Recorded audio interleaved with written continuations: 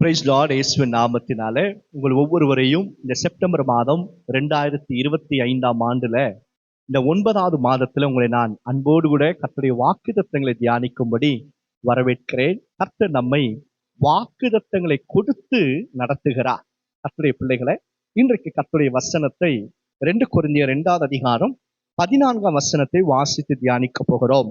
கிறிஸ்துவுக்குள் எப்பொழுதும் எங்களை வெற்றி சிறக்க பண்ணி எல்லா இடங்களிலேயும் எங்களை கொண்டு அவரை அறிகிற அறிவின் வாசனையை வெளிப்படுத்துகிற தேவனுக்கு ஸ்தோத்திரம். அல்லேலூயா. கிறிஸ்து நம்மை எப்பொழுதும் எல்லாவற்றிலையும் வெற்றி சிறக்க பண்ணுவதுதான் கர்த்தருடைய இஷ்டம், நோக்கம். இஸ்ரவேலை ஆசீர்வதிப்பது எப்படி கர்த்தருக்கு பிரியமோ, அதே போல நீங்களும் நானும் வெற்றி உள்ள ஒரு வாழ்க்கையை வாழ்வதுதான் கர்த்தருக்கு பிரியம். உங்க குடும்ப வாழ்க்கையா இருந்தாலும், உங்களுடைய ஊழியமாக இருந்தாலும், உங்க கைகளின் பிரயாசம் வேலையாக இருந்தாலும், அவைகளில் நாம் வெற்றி அடைவதுதான் கர்த்தருக்கு இஷ்டம். பாருங்க, நிறைய பேரு நான் வெற்றி அடையணும் என்று சொல்லி அவர்களுடைய சமாதானத்தை கெடுத்து கொள்ளுவாங்க, ஆரோக்கியத்தை கெடுத்து கொள்வாங்க. ஆனா ஆண்டவர் கொடுக்கிற ஒரு வெற்றி எப்படிப்பட்டது அப்படின்னா, எந்த மனுஷனாலையும் கொடுக்க முடியாத ஒரு ஜெயத்தை கர்த்தர் உங்களுக்கு கொடுப்பார். வேதத்தில் எழுதப்பட்டிருக்கு, குதிரையோ யுத்த நாளுக்காக ஆயத்தமாக்கப்படும், ஜெயமோ கர்த்தரால் வரும் என்பதாக. ஜெயம் கொடுக்கிற தேவனுக்கு ஸ்தோத்திரம். அவர் நமக்கு முன்பாக ஏற்கனவே எல்லாவற்றையும் ஜெயமாக அவர் முடித்திருக்கிறார். பாருங்க, மரணத்தையும் அவர் ஜெயம் கொண்டிருக்கிறார், பாதாளத்தையும் ஜெயம் கொண்டிருக்கிறார், சகல பாவங்களையும் நோய்களையும் சிலுவையில இயேசு வெற்றி சிறந்திருக்கிறார்.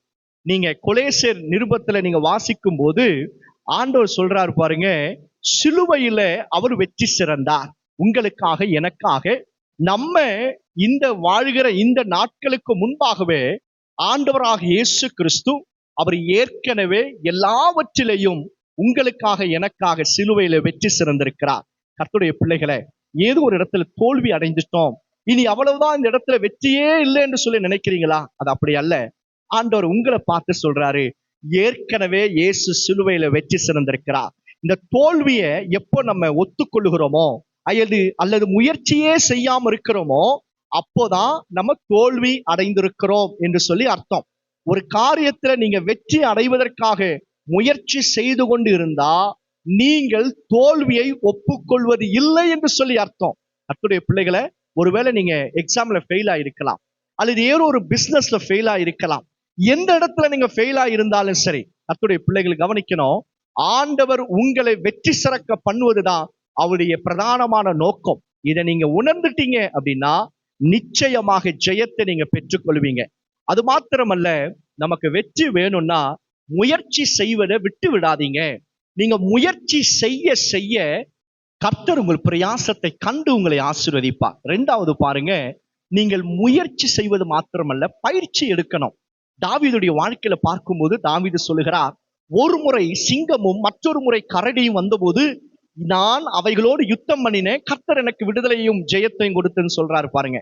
அப்ப கோலியாத்துக்கு முன்பாக கர்த்தர் அவருக்கு எங்க ட்ரைனிங் கொடுத்தாருன்னா, வனாந்திரத்துல ஆடுகள் மேய்க்கும் போது சிங்கத்தின் மூலமாக கரடியின் மூலமாக கர்த்தர் அவருக்கு பயிற்சியை கொடுத்தார்.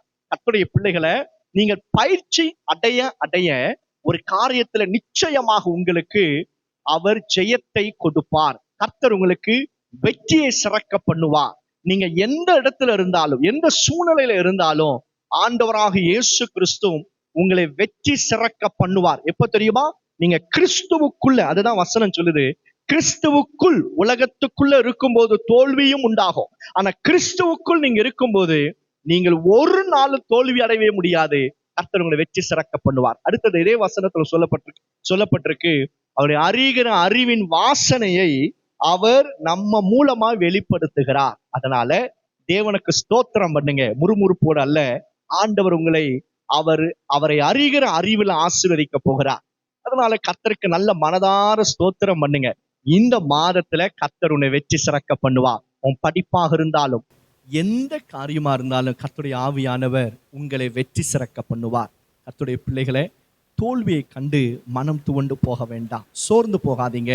நம் கர்த்தர் நிச்சயமாக உங்களை வெற்றி சிறக்க பண்ணுவார். இப்போ கிறிஸ்துவுக்குள்ளாக நாம் இருக்கும்போது. ஆகவே இந்த மாதத்துல கர்த்தர் நமக்கு வெற்றி சிறக்கிற மாதமாக கர்த்தர் ஆசீர்வதிக்க போகிறார். ஜெபம் பண்ணலாமா? பரலோக பிதாவே, இந்த வசனத்தை கேட்கிற யாராக இருந்தாலும் touch them right now, O Lord. அவர்களை தொடுவீராக. இயேசுவின் நாமத்தினால எந்த இடத்துல தோல்விகளை அடைந்தார்களோ, அவமானப்பட்டாங்களோ, அதே இடத்துல உங்களுடைய பிள்ளைகளை வெற்றி சிறக்க பண்ணி கிறிஸ்துவுக்குள் வெற்றி சிறக்க பண்ணுவதற்காக உமக்கு நாங்கள் நன்றி செலுத்துகிறோம். அற்புதங்களை காண பண்ணுவீராக. கைகளின் பிரயாசம், படிப்பு, ஒவ்வொரு குடும்பங்களையும் ஆசீர்வதித்து மேன்மைப்படுத்துங்க. எந்தெந்த பலவீனத்தோடு வியாதிகளோடு போராடுகிற பிள்ளைகளுக்கு சுகம் உண்டாகட்டும் இயேசுவின் நாமத்தினால. அற்புதங்களை செய்யும் இயேசுவின் நாமத்தினால ஜெபிக்கிறோம் பிதாவே. ஆமென், ஆமென். God bless you all.